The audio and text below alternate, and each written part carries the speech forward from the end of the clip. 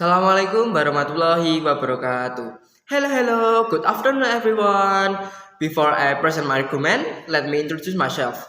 My name is Farida Baguzami, but you can call me Farid. I'm from Senior High School for Kediri. Today, I will discuss about this house will give social service and skill training for gambling offenders rather than imprisonment. In my opinion, I agree or support this motion. I have several arguments to support my opinion. First of all, we believe that rehabilitation is far more effective than punishment for gambling offenders. Putting them in prison does not address the root cause of their problem. Many offenders suffer from addiction, financial stress, or lack of opportunities. By giving them social service and skill training, we are not only preventing them from repeating the same mistake, but also equipping them with real abilities that can help them reintegrate into society as productive individuals, not criminals. Second argument, this policy also helps reduce prison overcrowding. Overcrowding is already a serious issue in many countries. Imprisonment for non-violent offenders such as gamblers only waste space and resource that should be reserved for more dangerous criminals. Social service and training are cheaper and sustainable, also of course beneficial for them, meaning government can allocate the resource more efficiently while still addressing the problem. My third argument, we must understand that gambling often comes from economic desperation. Many people gamble because they lack stable jobs or skills to support themselves.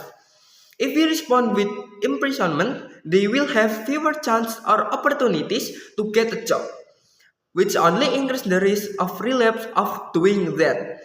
On the other hand, skill training provides them with a pathway to legal income, which directly reduces the root of gambling. Furthermore, the approach is based on restorative justice, not retributive justice. Imprisonment just only focuses on punishing offenders, but it does not repair the harm caused to society. Social service and skill training allow offenders to transform themselves into better citizens, better person. This creates a win-win solution. Society benefits and also the individual benefits. Fourth, preventing cycle of crime.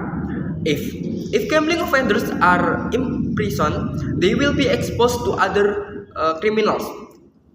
Of course, inside the prison. This increases the chance that they will be pick up worse habits or even join criminal network once released. By helping them outside prison and focusing on rehabilitation through social service and training, we prevent this negative cycle and reduce the risk of escalation into more serious crimes. Lastly, avoiding imprisonment helps reduce stigma. Ex-convicts are often discriminated against in the job market, which makes it difficult for them to move on from their past mistakes. But if they go through rehabilitation programs such as skill training and social service, they are more likely to be accepted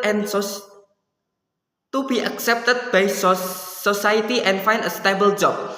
This gives them a real chance to change. Everyone deserves a second chance, right?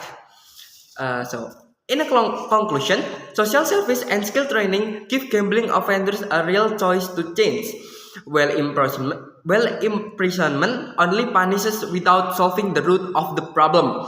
This approach reduces prison overcrowding, prevents exposure to worse crimes, and solving the root causes of gambling through rehabilitation and new opportunities. It is smarter, more constructive, and more beneficial for both the offenders and society because it transforms a cycle of failure into a cycle of growth. So I think that's all from me. Thank you for your attention. Wassalamualaikum warahmatullahi wabarakatuh.